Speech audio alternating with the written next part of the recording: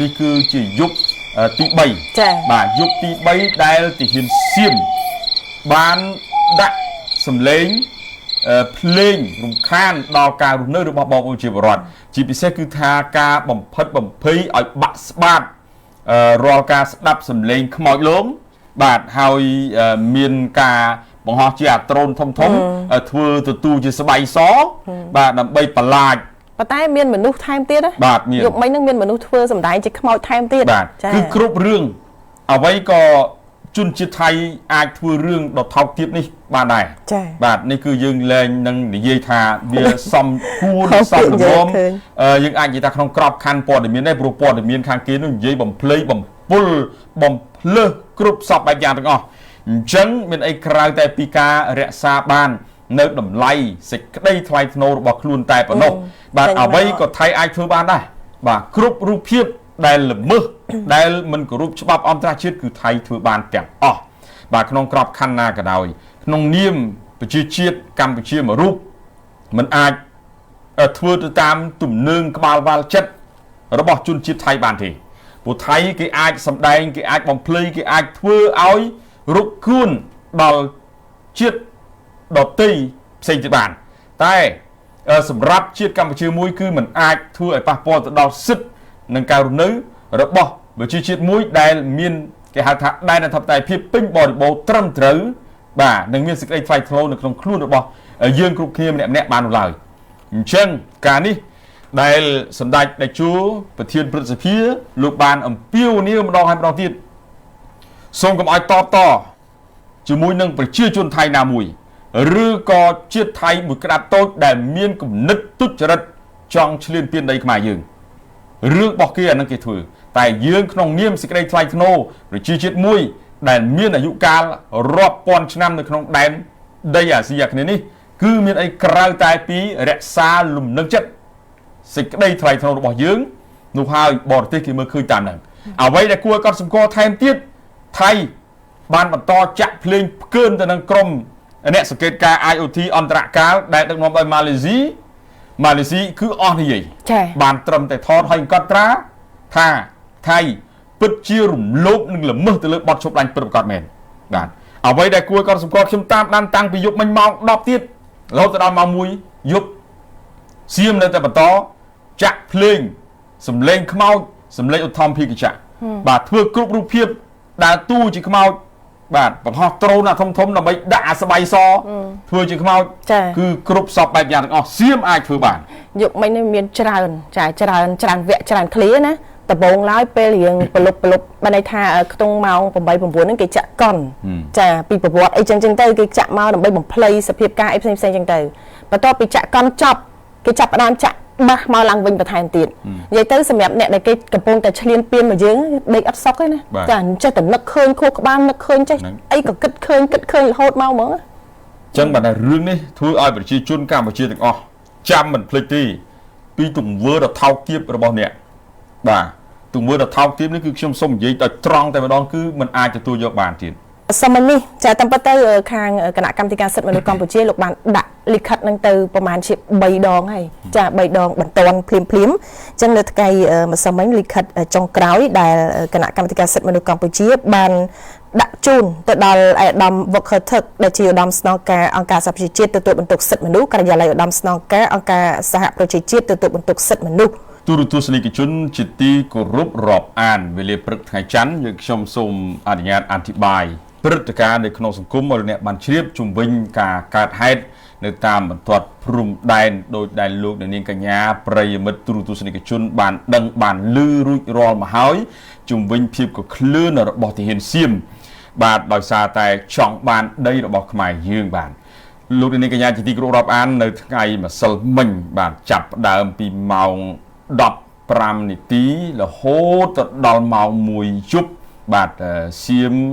នៅបន្តចាក់សម្លេងភ្លេងខ្មោចក៏ដូចជាសម្លេងឧទ្ធម្ភាគចក្របូករួមនឹងសម្លេងឆ្កែព្រុសបាទដើម្បីបំផិតបំភ័យនឹងការរំលោភបំពានសិទ្ធិរបស់បងប្អូនប្រជាពលរដ្ឋនៅក្នុងភូមិជោគជ័យនិងភូមិព្រៃច័ន្ទក្រោយពេលដែលពួកគាត់ ក្រាញ់ននីលមិនចេញពីលំនៅឋានរបស់ខ្លួននិងបន្តតស៊ូក្នុងការរក្សាឲ្យបាននៅដីផ្ទះរបស់ពួកគាត់ចា៎បាទនេះគឺជាទស្សនវិជ្ជាយប់មិញដែលប្រិមិត្តរបស់យើងក៏ដូចជាអ្នកកសែតលោកបានថតផលិតយករូបភាពឲ្យបានច្បាស់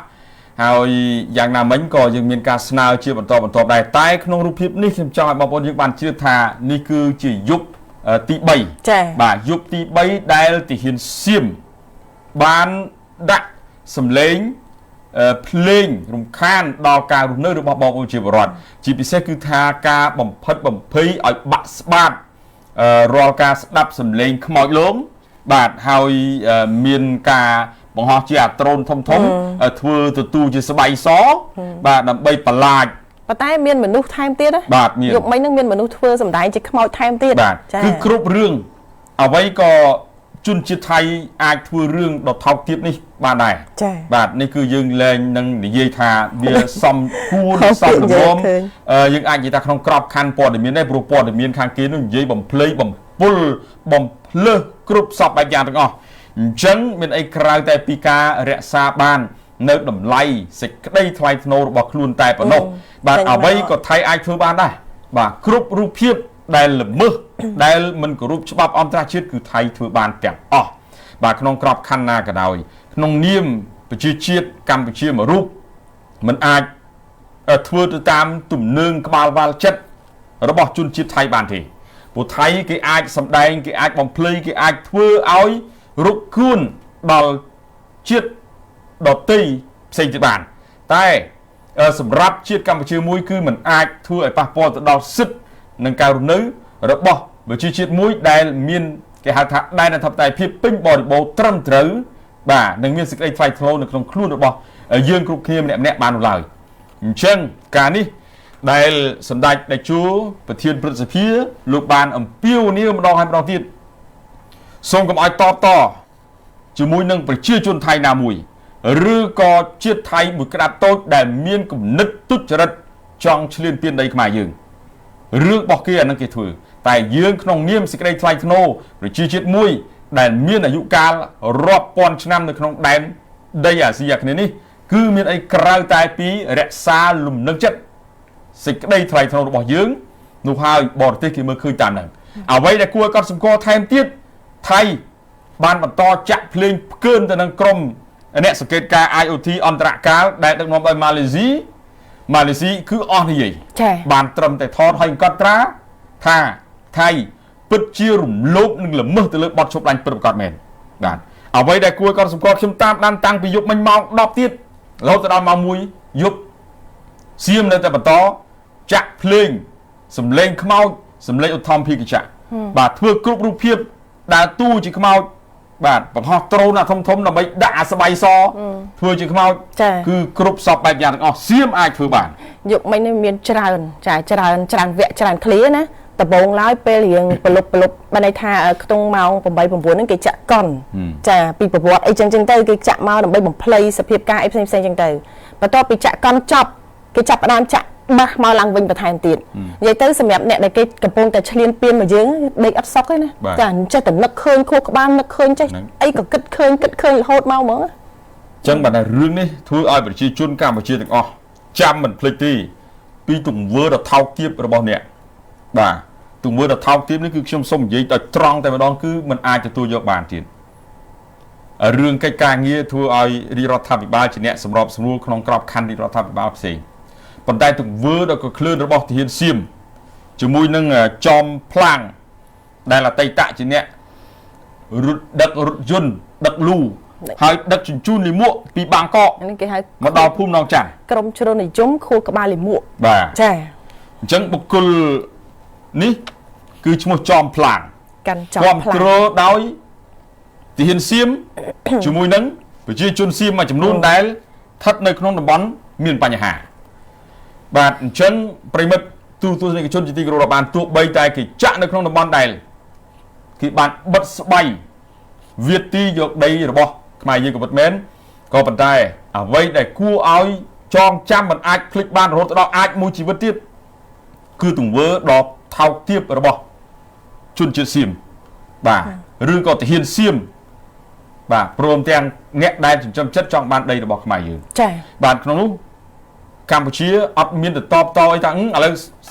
បងប្អូនMMO មួយចំនួនសុំប្រមុខរដ្ឋរាជរដ្ឋាភិបាលកម្ពុជារបស់យើងសុំជួលមីក្រូ1000គ្រឿងទៅដាក់តបតវិញបាទនឹងថាមិនបាច់ទេព្រោះយើងចាំមើលថាតើកលាដែលគេដើរទៅណាទៀតបាទគេមិនអាចឈ្លានពានវាទីដោយកម្លាំងគេធ្វើអាគំនិតទុច្ចរិតបែបហ្នឹងបាទចា៎បាទដើម្បីឲ្យយើងរត់គួនឲ្យយើងពុំអាចដេកលងលក់ស្នាក់អាស្រ័យបានតទៅទៀតយើងចេញខ្លួនឯងបាទនិយាយទៅរយៈពេល3ថ្ងៃចាប់ពីថ្ងៃទី10មក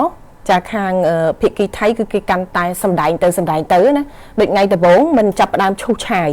ចាឈូសឆាយឲ្យស្រាប់តែក្រុម IoT ចុះទៅគេចាប់ផ្ដើមធ្វើសកម្មភាពចាបដូរពីឈូសឆាយឈប់ឈូសឆាយទៅជារឿងមីន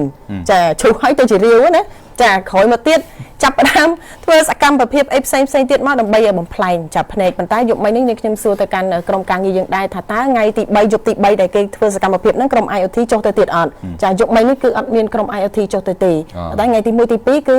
លោកចុះទៅមិនបាច់ចុះទៅទៀតទេព្រោះដឹងច្បាស់ហើយថ្ងៃទី1ទី2វាគ្រប់នឹងឯកសារដែលក្រុមអន្តរការ IoT ដឹកនាំដោយម៉ាឡេស៊ីហ្នឹងស្តុកទុកបានហើយមិនបាច់ដល់ថ្ងៃទី3ទេព្រោះឃើញជាក់ស្ដែងទស្សនវិជ្ជាជាក់ស្ដែងហើយមានអីទៀតថៃមិនប្រកែកទេហើយបើខាង IoT ថៃគេគិតក្នុងក្របខ័ណ្ឌយ៉ាងណាគេចេះពិចារណាណាបាទដឹកនាំដោយម៉ាឡេស៊ីដូចគ្នាទេមានតែគេសោចថាថៃអត់គ្រប់បាត់ឈប់បាញ់បាទធ្វើរឿងស្មោកគ្រោកក៏អាចធ្វើបានដែរឥឡូវបងប្អូនគិតមើលថ្ងៃដំបូងទៅឈូសហើយបានដោះមីនតាមធម្មតាគោលការណ៍យើងនិយាយក្នុងក្របខ័ណ្ឌដែលកម្ពុជាធ្លាប់បញ្ជូនអង្គភាពស៊ីម៉ាក់ទៅដោះមីននៅក្រៅប្រទេសគេដោះមីនមុនបានគេឈូសក្រោយសំខាន់ដីចំការរបស់ខ្មែរយើងនេះពលរដ្ឋខ្មែរយើងនេះដាំទាំងដូងផងដាំទាំងអំពៅផងដាំទាំងដលងផងរាប់សិបឆ្នាំមកហើយមានមកពីណាកន្លែងហ្នឹងបាទទៅឈូសអញ្ចឹងបានថានិយាយបែបនេះមិនមែនទៅខឹងទៅស្អប់ទៅដាក់ទោសមួយកម្រិតឬក៏ទៅលៀបពណ៌អីទេប្រិមិត្តយើងឃើញជាក់ស្ដែងក្រុមការងារក៏ដូចជាលោកមេរធីលោកបានអញ្ជើញទៅដល់តំបន់ព្រំដែនរងចាំផ្ដិតយករូបភាពនិងរាយការណ៍ព័ត៌មានពិសេសអំពីស្ថានភាពដែលថៃចង់មានបំណងប្រើកម្លាំងដើម្បីបណ្ដេញពលរដ្ឋខ្មែរយើងចេញតែខុសស្រឡះគឺគេប្រើយុទ្ធសាស្ត្រផ្សេងគឺថាប្រើ excavator ហ្នឹងទៅឈូសឆាយព្រៃដីស្រែចម្ការរបស់បងប្អូនប្រជាពលរដ្ឋយើងក្រោយមកក៏រឿងមីនបាទអញ្ចឹងក្រុមអ្នកសង្កេតការ IoT ក៏បានឃើញដែរនៅទស្សនវិជ្ជាបែបហ្នឹងតើក្រុមទាំងនោះគាត់យល់ថាម៉េចគាត់ឃើញថាគឺភ្លើនពេកបាទក៏ភ្លើនពេកហើយទទួលយកអត់បាននេះក្រុមអ្នករាយការណ៍ពិសេសអន្តរការ IoT ក៏បានលើកឡើងអញ្ចឹងធម្មតាគេនៅទាំងសងខាងគេអត់មានអីថាកាន់ជើងមកខាងណាទេតែយើងខុសហើយក៏គេមិនបានរាយការណ៍ឲ្យយើងត្រូវដែរបាទមិនអត់ប្រិមិត្តវាច្បាស់ណាស់តែយើងបានគោរពបទឈប់បាញ់ 100% ដើម្បីឲ្យស្ថានភាពហ្នឹងវាមករកប្រកក្តីភាពឡើងវិញចាតែគេអត់ធ្វើបែបយើងទេកាន់តែញុះកាន់តែញងបងប្អូនតែខឿនចាបងប្អូនខ្លះក៏លើកឡើងថាចេះដោយសារតែគៀកជាមួយនឹងការប្រជុំអាស៊ានចាថ្ងៃខាងមុខនេះអញ្ចឹងគេធ្វើមិនដើម្បីឲ្យខាងភាគីយើងនេះចា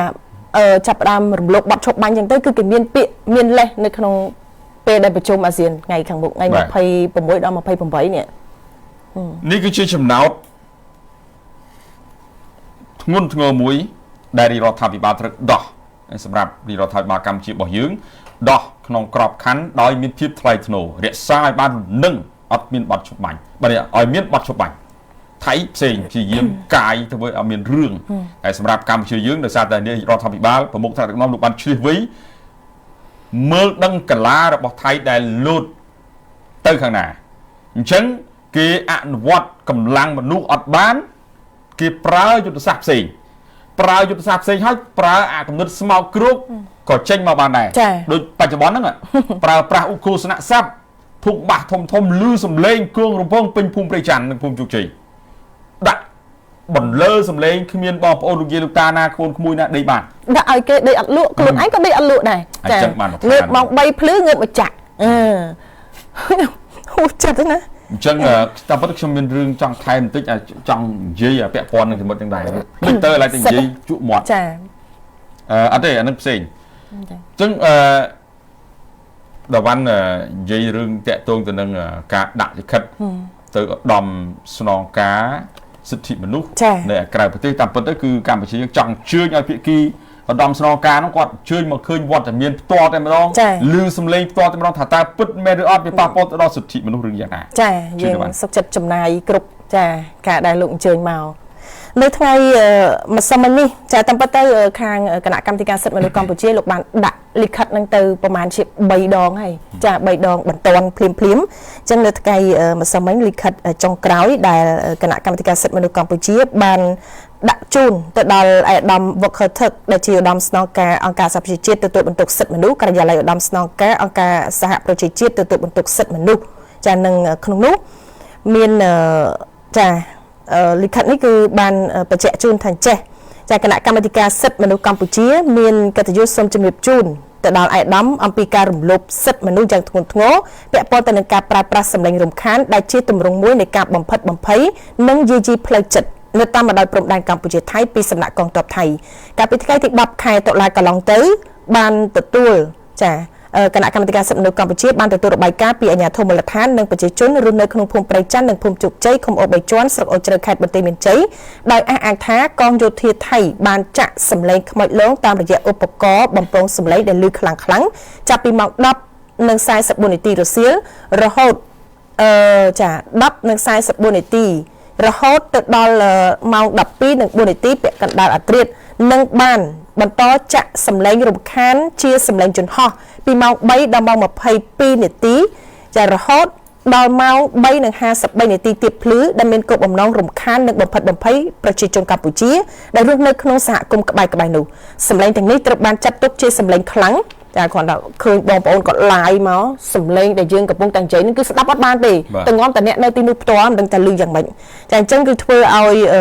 បានន័យថារំខានដល់ដំណេកចាធ្វើឲ្យថប់បារម្ភនិងបង្កឲ្យមានការមិនសុខស្រួលផ្លូវកាយដល់ប្រជាជនរស់នៅក្នុងតំបន់នោះរួមទាំងស្ត្រីកុមារចាស់ជរានិងជនពិការនិងអ្នកជំងឺសកម្មភាពបែបវិធានសាសនានិងបង្កហេតុទាំងនេះមិនត្រឹមតែបង្កថ្នាក់ចាគ្រោះថ្នាក់ទៅដល់ផ្លូវកាយនិងផ្លូវចិត្តរបស់ប្រជាជនកម្ពុជានោះទេថែមទាំងជាការគំរាមកំហែងនិងបង្កើនភាពតានតឹងរវាងប្រទេសទាំងពីរផងដែរសកម្មភាពទាំងនេះមិនគួរមាននៅក្នុងសង្គមដែលមានអរិយធម៌និងផ្ទុយទាំងស្រុងទៅនឹងគោលការណ៍នៃធម្មនុញ្ញអង្គការសហប្រជាជាតិដែលប្រកាន់ខ្ជាប់ចាសិទ្ធិសន្តិភាពចាសិទ្ធិមនុស្សនិងការគោរពអធិបតេយ្យភាពរវាងគ្នានិងគ្នាទៅវិញទៅមកក្នុងចំណោមប្រជាជាតិទាំងអស់សកម្មភាពខាងលើគឺជាការរំលោភយ៉ាងធ្ងន់ធ្ងរនៅស្មារតីកិច្ចព្រមព្រៀងស្តីពីបទឈប់បាញ់រវាងកម្ពុជាថៃនៅថ្ងៃទី28កក្កដាឆ្នាំ2025គោលការណ៍ព្រមព្រៀង13ចំណុចនៃកិច្ចប្រជុំវិសាមញ្ញរបស់គណៈកម្មាធិការកិច្ចការព្រំដែនទូតរវាងកម្ពុជានិងថៃនៅថ្ងៃទី7ខែសីហាឆ្នាំ2025និងបណ្ដាលិខិតតុបករសិទ្ធិមនុស្សអន្តរជាតិរួមមានសេចក្តីប្រកាសជាសកលស្តីពីសិទ្ធិមនុស្សកតិកាសញ្ញាស្តីពីសិទ្ធិពលរដ្ឋនិងសិទ្ធិនយោបាយកតិកាសញ្ញាស្តីពីសិទ្ធិសេដ្ឋកិច្ចសង្គមគិច្ចនិងវប្បធម៌អនុសញ្ញាស្តីពីសិទ្ធិកុមារអនុសញ្ញាស្តីពីការលុបបំបាត់រាល់ទម្រង់នៃការរើសអើងប្រឆាំងនារីភេទអនុសញ្ញាស្តីពីសិទ្ធិជនមានពិការភាពអនុសញ្ញាប្រឆាំងទារុណកម្មនិងការប្រព្រឹត្តមកលើខ្លួនឬក៏ទណ្ឌកម្មឯទៀតដែលខុសខើអមនុស្សធម៌ឬក៏បន្ថោកបន្ទាបអាស្រ័យហេតុនេះគឺសូមគោរពជូនចាខាងលើរបស់គណៈកម្មាធិការសិទ្ធិមនុស្សកម្ពុជាគោរពជូនចាក៏ដូចជាស្នើសុំឯកឧត្តមចាទី1គឺផ្ដួចផ្ដើមការស៊ើបអង្កេតជាបន្ទាន់អំពីការប្រើប្រាស់សម្លេងរំខានដែលកងទ័ពថៃនៅតាមបណ្ដោយព្រំដែនកម្ពុជាថៃនិងធានាឲ្យមានការទទួលខុសត្រូវចំពោះការរំលោភបំពានច្បាប់សិទ្ធិមនុស្សនេះទី2អំពាវនាវឲ្យបញ្ឈប់គ្រប់សកម្មភាពដែលគំរាមកំហែងផ្លូវចិត្តរបស់ប្រជាជនកម្ពុជាជាពិសេសគឺការប្រើប្រាស់សម្លេងរំខាននៅពេលយប់អាធ្រាត្រទី3ធានាការពារនិងការផ្ដល់ជំនួយវិជ្ជសាស្ត្រនិងផ្លូវចិត្តចាំបាច់ផ្សេងៗដល់ជនរងគ្រោះរួមទាំងស្ត្រីនិងកុមារនិងមនុស្សចាស់ទី4លើកទឹកចិត្តនៅក្នុងការពង្រឹងកិច្ចសន្ទនាតាមព្រំដែនរវាងកម្ពុជានិងថៃដើម្បីទប់ស្កាត់ការកើតឡើងវិញនៃភាពតានតឹងនិងប្រកាន់ខ្ជាប់នឹងការគោរពតាមស្មារតីកិច្ចព្រមព្រៀងស្តីពីបទឈប់បាញ់រវាងកម្ពុជានិងថៃនៅថ្ងៃទី28ខែកក្កដាឆ្នាំ2025គោលការណ៍ព្រមព្រៀង13ចំណុចនៃកិច្ចប្រជុំវិសាមញ្ញរបស់គណៈកម្មាធិការកិច្ចការព្រំដែនទូតរវាងកម្ពុជានិងថៃជាមួយគ្នានេះគណៈកម្មាធិការសិទ្ធិមនុស្សកម្ពុជាក៏សូមគោរពអញ្ជើញអាយដាមចាចុះមកសង្កេតការដោយផ្ទាល់ឲ្យបានឆាប់រហ័ស បំផុតនៅតំបន់ព្រំដែនកម្ពុជាថៃដែលត្រូវរាយការណ៍អំពីការរំលោភសិទ្ធិមនុស្សយ៉ាងធ្ងន់ធ្ងរចាសូមអញ្ជើញឲ្យអាដាមចុះមកពិនិត្យផ្ទាល់ដោយការលើកឡើងរបស់ Michael Alvaro អញ្ចឹងតើមកឃើញផ្ទាល់បានដឹងពីសភាពការបើសិនជាស្ដាប់ទៅតាមព័ត៌មានផ្សេងៗដែលគេផ្សាយមកគឺខុសទាំងស្រុងចាពួកគេក៏មានបណ្ដាញផ្សព្វផ្សាយខាងយើងក៏មានបណ្ដាញផ្សព្វផ្សាយប៉ុន្តែគេបកកែខាងបំពុលហើយបំភ្លឺហើយខាងភាគីកម្ពុជាយើងមិនជំនាញខាងបំភ្លឺបំប៉ោងលឹះផែនការទេបាទអញ្ចឹងឲ្យបងប្អូនយើងបានជ្រាបជុំវិញប្រហែលថ្ងៃរឿងរ៉ាវដែលសៀមបានប្រើគ្រប់មធ្យោបាយជាពិសេសចុងក្រោយមធ្យោបាយទុច្ចរិតក៏អាចធ្វើទៅបានដែរជាងសង្ឃឹមថាមិត្តភ័ក្តិបរទេសនឹងយល់ពីតម្លៃចង់បានសុខសន្តិភាពរបស់ប្រជាជនកម្ពុជាយើងបាទហើយមិត្តបរទេសអាចអញ្ជើញមកទស្សនាដោយផ្ទាល់បានដែរចា៎មិនបាច់មកខាងកម្ពុជាទៅមើលខាងភាគីថៃក៏បានដែរតើអ្នកណាគេជាអ្នកដែលបកហើយនឹងបករឿងឲ្យញុះឲ្យមានរឿងបាទហើយគិតមើលខ្លួនឯងទៅបាទអញ្ចឹងចង់ឲ្យបងប្អូនយើងបានជ្រាបប៉ុណ្ណឹងតាក់ទងទៅនឹងរឿងរ៉ាវតាមបន្ទាត់ព្រំដែនជាពិសេសគឺយុទ្ធសាស្ត្ររបស់សៀមដែលកំពុងតែប្រើនៅពេលបច្ចុប្បន្ននេះចាសូមថែមបន្តិចដោយសារតែម្សិលមិញខាងភាគីថៃចាគឺតាមការបញ្ជាក់ពីសារព័ត៌មានថៃសមាជិកប្រសិទ្ធិថៃលោកស្រីអង្គណានីឡាផាជីតបានពមៀនទៅលើរដ្ឋាភិបាលថៃដែរដើម្បីឲ្យគិតគូរឡើងវិញពីបញ្ហាទៅលើក្រមជ្រុលនិយមដែលធ្វើសកម្មភាពចាបែបនេះវាធ្វើឲ្យបាត់បង់កិត្តិយសចារបស់ប្រទេសថៃផ្ទាល់ដូចជាអ្នកសារព័ត៌មានថៃមួយរូបទៀតក៏លើកឡើងពីបញ្ហានឹងដូចគ្នាដែរន័យថាប្រជាជនថៃក៏មានល្អនិងមានអាក្រក់មានអ្នកខ្លះក៏គេចេះគិតចាដូចគ្នាដែរសង្ឃឹមថាប្រជាជនថៃមួយចំនួនធំលោកយល់ដូចប្រជាជនកម្ពុជាយើងចោះដូចអ្វីដែលប្រមួយរដ្ឋាភិបាលកម្ពុជាតែងតែសដោះមិនមែនត្រឹមតែប្រជាជនកម្ពុជាយើងទេរាប់ទាំងប្រជាជនថៃរាប់ទាំងប្រជាជនដែលមានភូមិផលរបងជាមួយកម្ពុជាយើងគឺតែងតែមានការយោគយល់និងអធ្យាស្រ័យហើយក៏យល់ពីតម្លៃនៃការផ្ដោះប្ដូរទំហំពាណិជ្ជកម្មរវាងប្រទេសមួយនិងប្រទេសមួយដែរបាទយល់ពីការលំបាករបស់ប្រជាជននៃប្រទេសទាំងពីរតែធ្វើម៉េចបើអ្នកនយោបាយរបស់ថៃកាច់ចកោតទៅបែបហ្នឹងបាទទាហានសៀមប្រើយុទ្ធសាស្ត្របែបហ្នឹងជាមួយអ្នកនយោបាយថៃអញ្ចឹងគឺមានតែពេលវេលាជាអ្នកសម្រេចទៅចោះប៉ុន្តែអ្វីដែលសំខាន់គឺមិត្តភ័ក្តិបរទេសគេអានឃើញនៅទង្វើដ៏ក៏ក្លឿនរបស់សៀមម្ដងហើយម្ដងទៀតហើយគេកាន់តែយល់អំពីជំរឿនក្រអៅបេះដូងរបស់សៀមកាន់តែច្បាស់តែម្ដងបាទអរគុណច្រើនលោកអ្នកវគ្គនេះយើងខ្ញុំទាំងពីរអ្នកសូមសម្រាប់សិនជួបគ្នានៅវគ្គក្រោយជាបន្តទៀត